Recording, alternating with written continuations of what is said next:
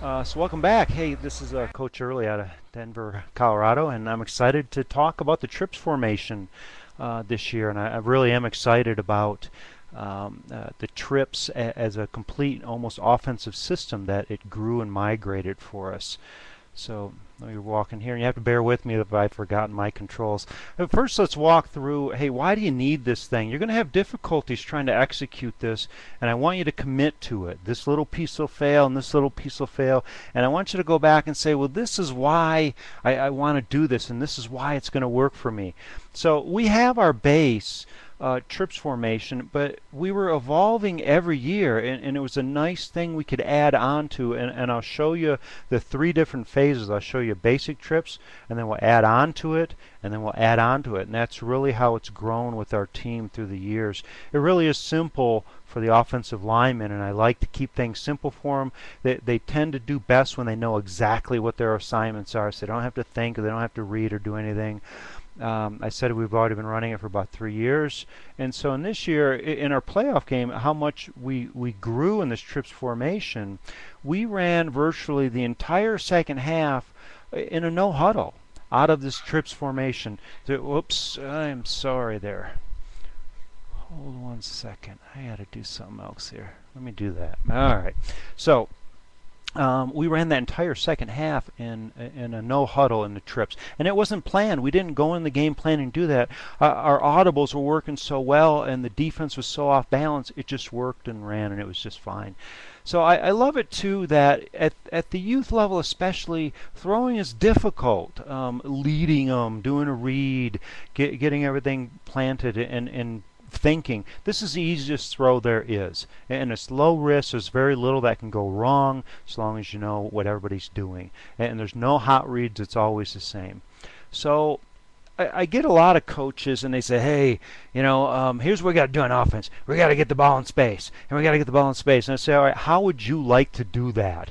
Well, I don't know. I'm just an ideas guy. And I say, well, no, here is a perfect solution on how to get the ball in space. So I'm trying to read a text comment here, and I can't multitask as well as I thought I could.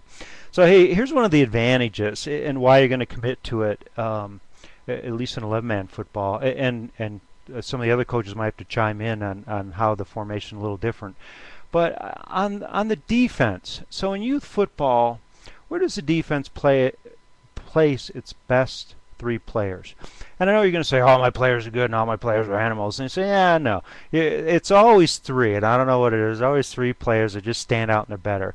And so when you're forming your defense, where do you line them? Well, normally it's like this, defensive ends and middle linebacker, or something like this, nose tackle, outside linebackers, this or this, some derivative, but you get the pattern. And why we do this, and I do it as well, it's their circle of influence. You're trying to cover the whole field. With these 3, animals that are just unblockable. They're going to tackle everything in space.